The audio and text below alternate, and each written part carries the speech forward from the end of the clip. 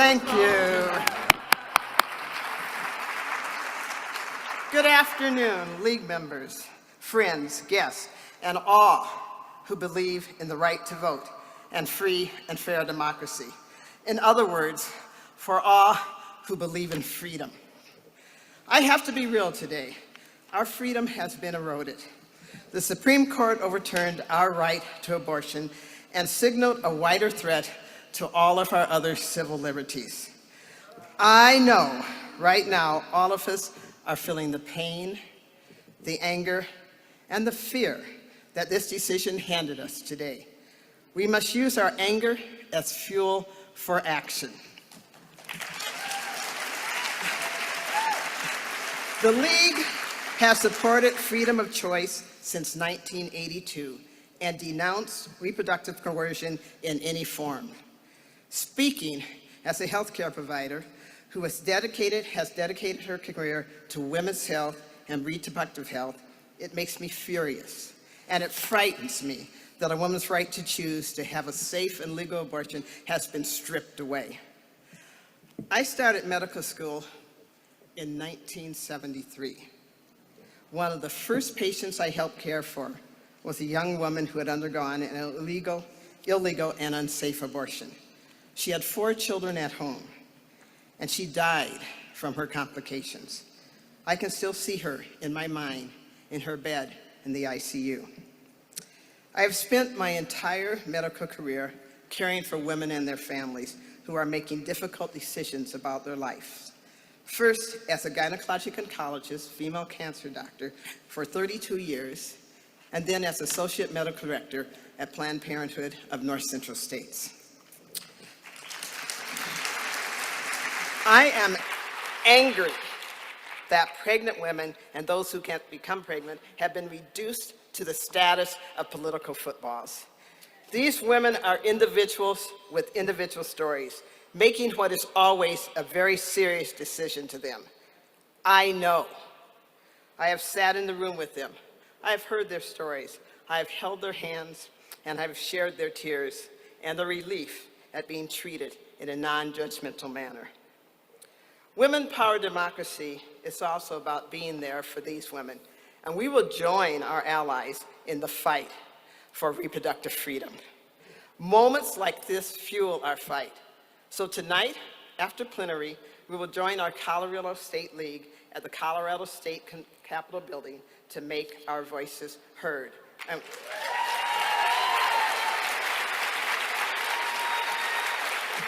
There will also be opportunity for our members who are joining us virtually to participate. We will use our anger to fight in the legislatures, in the courts, and in the streets. We call on our elected leaders at the state and federal levels to act swiftly to restore bodily autonomy to all people. We will not stand by as constitutional rights are stripped away one by one. We hold the power to create a more perfect democracy. Women's rights are human rights, and we will continue to fight until the right to abortion and to safety and to bodily autonomy is restored. Our lives depend on it. This is the work that the League of Women Voters does. We fight for our democracy. We fight for our freedom. And that's why we are here today at convention. I am honored to stand before you as the president of our amazing voting rights organization. Thank you. In America, voting rights exemplify freedom, the freedom to determine who we are, who we want to be, and who we want to make decisions about our country and our bodies. LWVUS is an organization of freedom, and we can only exercise that freedom through using our collective power from all levels to march, to advocate for, and to educate about, and demand our right to vote, which in America is our right to freedom. I marched between Selma and Montgomery this spring in the 56th commemoration of the 1965 Freedom March and Bloody Sunday. I was overwhelmed with the feelings of unity, power, and determination among the most diverse group of persons you can imagine. There were students, There were parents, there were grandparents, there were labor organizers, there were theologians, there were homemakers, business persons, binary and non-binary persons, old and young, white, brown, black, and Alabama League members, all with the same purpose, preserving our right to vote and making sure every voice is heard. I had the pleasure that day of walking with an amazing young woman, Divine Hall McGuire. Her grandfather's home was the first campsite on the march. As we marched, she said, "Look at the shoes." She said as she grew up, her grandfather had told her how the marchers those days marched till they walked through the soles of their shoes. Then they placed Cracker Jack boxes in their shoes and kept on walking. She said, "Look at our shoes today. The marchers in 1965 did not have the fancy sneakers or the hiking boots or the sandals we have today." So she says, "Do you think we truly understand and appreciate the sacrifices they made to secure the right to vote?" That is a personal question for each of you to think about, but also it is a challenge to our league. Are we willing and are we ready to march until we march through the soles of our shoes to protect and extend the right to vote in our country? Are we ready?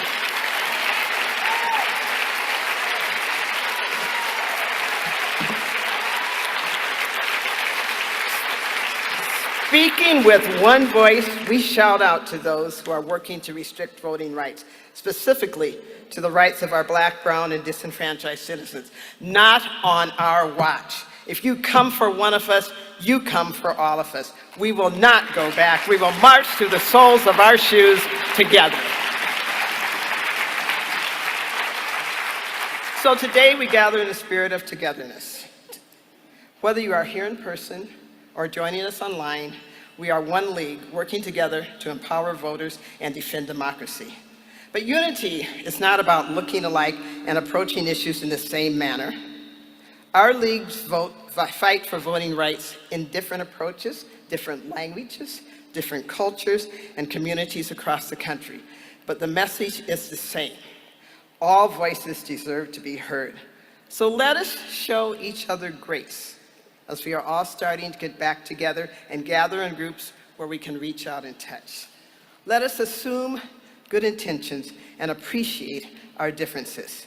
Collectively, as league members, we have the power to make our country a better place for all. As we educate, advocate, and litigate, we work tirelessly to fight injustices. That is what we do as the League of Women Voters. We fight for voters and for our democracy, and we do it with passion, and we do it with integrity. Women Power Democracy is about the League being on the front lines of our democracy, building on the vision we set in 2020 and positioning ourselves as leaders ahead of this year's midterm elections. So let me revisit the vision I set out for the League at our 2020 convention as we start our work of looking forward to 22-24. I talked about voteforone.org becoming a household name. Do you know, in the last biennium, more than 6.5 million users visited voteforone.org, and we saw the League's greatest ever Get Out the Vote campaign, utilizing every tool at our disposal. These efforts resulted in more than 12 million contacts with voters. That's fantastic. But we must build on this momentum at this crucial time. Our GOT efforts must be stronger, must be louder, and must be more creative. We can register 1 million voters, but only if 1,000 turn out to vote. Have we truly empowered voters? Think about it. I also shared my vision of the League's commitment to diversity, equity, and inclusion, making DEI part of our DNA. In 2020, we launched our first Diversity, Equity, and Inclusion Equitable Leadership Program, helping expand our DEI efforts and training. During the last 2 years, we conducted 15 DEI training courses with nearly 500 participants. And these numbers do not reflect the DEI work that each of you is doing in your own local and state leagues. We are proud of the work that we have done, but acknowledge there is still much to do. We must continue to be a league of the future, which means living and breathing diversity, equity, and inclusion every single day. We must do the work by employing our equity lens in everything we do. As we continue to grow in DEI, we must respect each other for who we are and where we come from. Embrace our differences on both a personal level and a regional level. My final vision in 2020 was one of more intergenerational conversation and acceptance. We need each other as we are going to build out our power. Let us not pretend that there are not generational differences, but let's embrace these differences, not reject them. Those differences will build our powerhouse and help us achieve our mission. So let's do this together, generation with generation.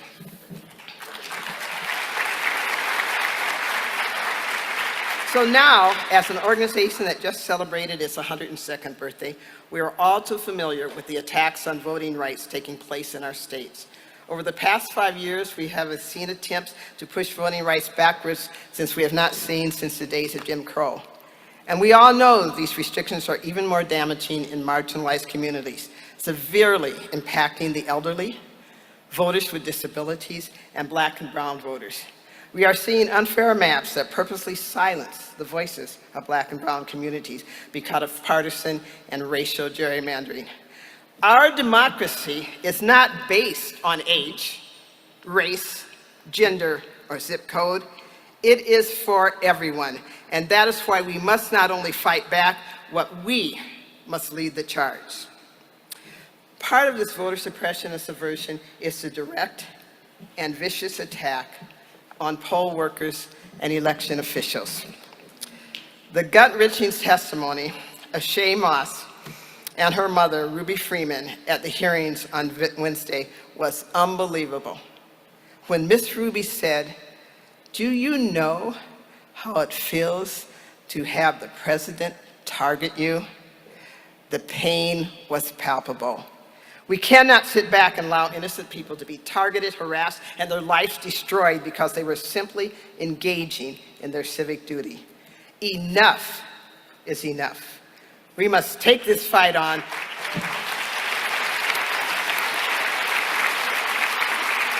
with the help of our allies and help our communities become whole again.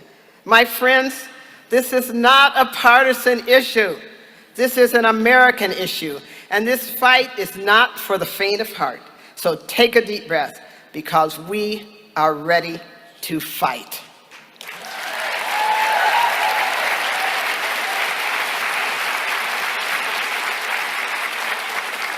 Finally, it is time to make clear our vision for the future legacy of the League and the next 100 years. Our next, as Virginia likes to say, BHAG, our big, hairy, audacious goal: the elimination of the Electoral College.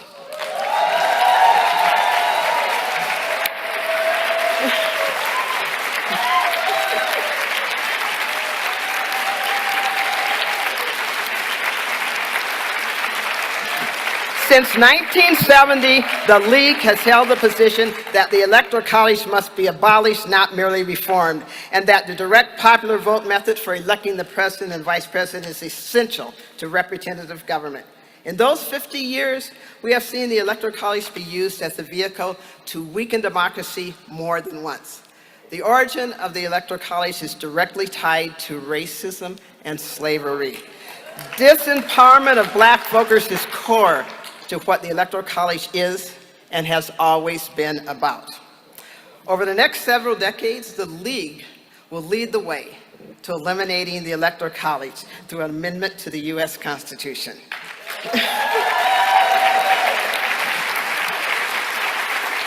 At Council in 2019, League members decided this would be our next audacious step. And over the next 100 years, hopefully less, the goal of eliminating the Electoral College will be part of our future legacy. LWVS will be making a significant financial investment to begin building out this work during the coming fiscal year. I want to be clear, we are at the very beginning stages of this work. We know you all have a busy fall ahead of us, so we plan to further engage you in this work after the midterm elections. To ensure the success of this incredible goal, we will be working on a strategic rollout and engagement process with league members, coalition partners, and the general public. As Noel D'Amico said last evening, women are long-distance runners, and this will be a long-distance run, as was the 19th Amendment. I said, we're great runners, and we will continue to run until we accomplish it. So, back in 2020, I said we are standing on a precipice in America, and we can fall or we can soar. The League will soar, and in the end, we will win. So, voter education, DEI, cross-generational collaboration, and finally, the abolishment of the Electoral College are all big tasks, and not one of them can be tackled in one weekend, let alone in just one biennium.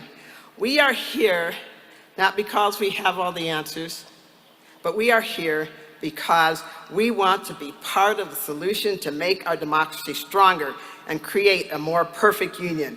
We can only accomplish that goal when we work together as one league with one united voice. As my mother would say, we must just keep on keeping on. Thank you.